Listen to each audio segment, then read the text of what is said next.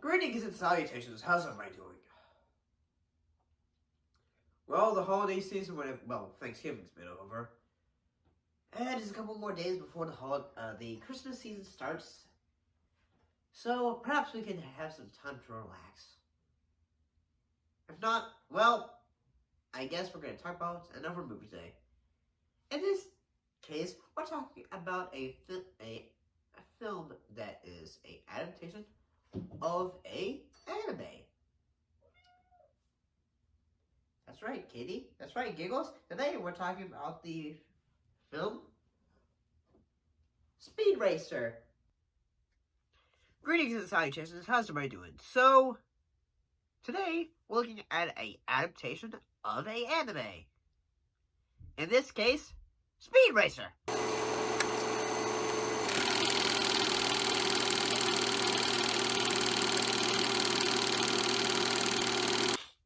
Speed Racer, the film, is a live-action film based off an anime and a manga. I know I've seen some parts of the manga, the anime.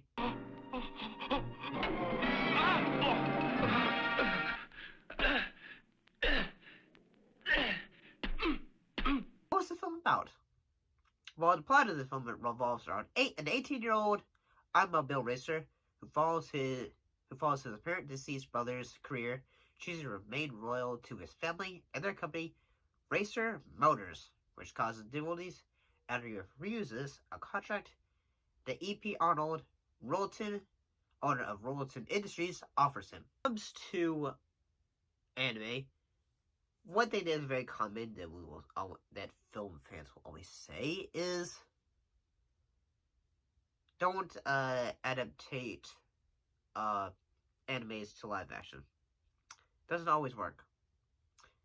You get your good ones, like say Alita Battle Angel.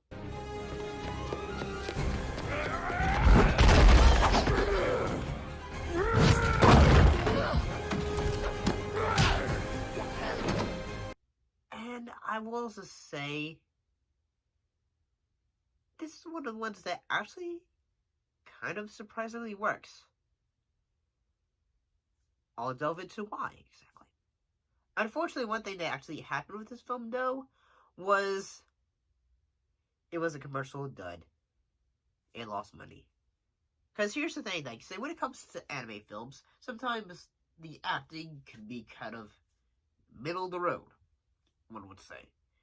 Sometimes it can be good, sometimes it can be bad.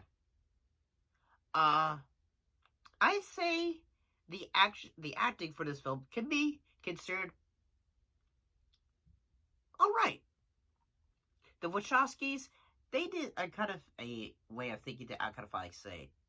They did like a technique for the film that actually made me think, okay, this is actually pretty cool. And the editing, I suppose, or all that, it would do like say, I'll go ahead and show up. I'll get it. B, on your right, flying foxes. Got him. Example. What makes this film works is like say the way they do the transitions, or like say have a character like say face go across the street. It has a very anime kind of vibe to it, like it's like an anime brought to life. Which, and also the fact that the film is actually very colorful, so you got that going for it.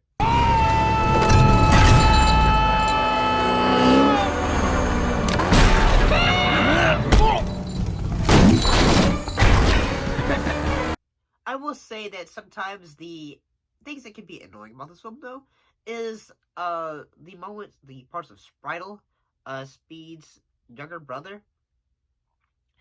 Mostly because I just feel like, say, there's parts that are just like, say, okay, this is getting a bit annoying.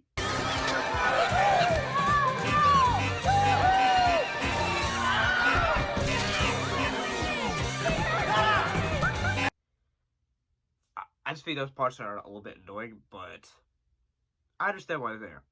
This is a family film, so yeah. I'll be honest, when this film came out, I saw previews for it, and it just made me feel like, oh, that looks interesting. Not because I'll probably say, I will see that, but if like, oh. Because you know when you're a kid, you feel like, say, you see a preview for a movie.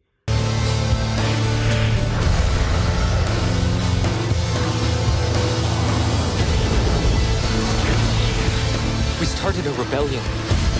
But you think, oh, I want to go see that, or I want to go see that. You just think, oh.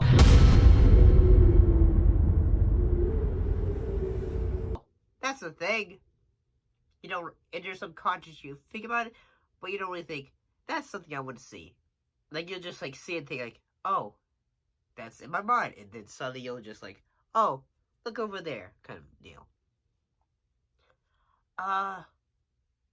Yeah, I will say the moments where it's trying to be, like, when it has the racing sequence, when it has the racing, the film feels like something you would do. The film feels like, say, a live-action version of Hot Wheels. But, yeah, I think this film is actually pretty cool. I'll be honest, for the entire film, I thought the villain, I thought he was being played by, Robert Meyer Burnett.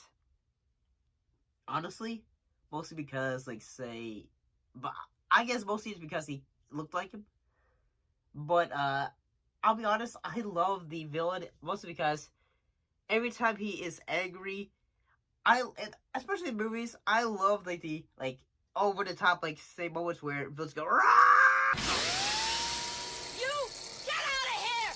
You're obsolete! That thing is a killer! Get him! Or, no! They do those total meltdowns. Might do to Wilton Industries. Shame on them. In movies with bad guys. So I love those moments in movies, honestly.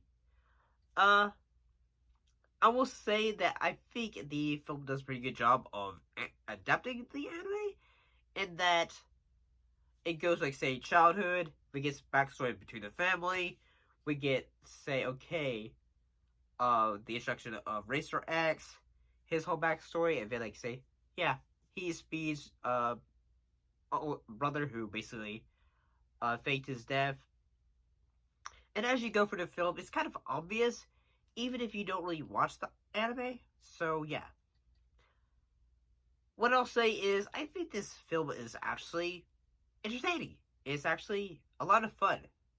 Especially the sequence that's a lot of fun are, like, say, the ice parts or the final race. No hesitation, nothing phases him. No one seems capable of stopping him. He's on a mission. With a quarter lap to go, Speed Racer is back. So yeah, that, like, when he's going through he actually, and when Speed wins, and when Speed wins the race, I gotta say that's actually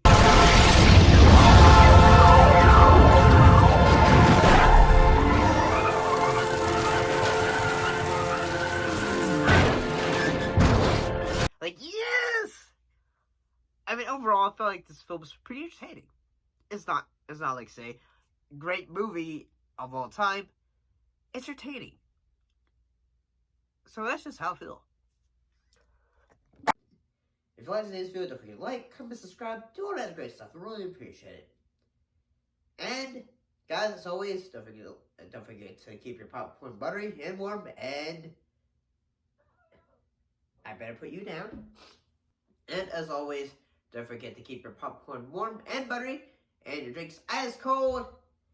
And keep your eyes on the screen. I'll see you next time. See you later.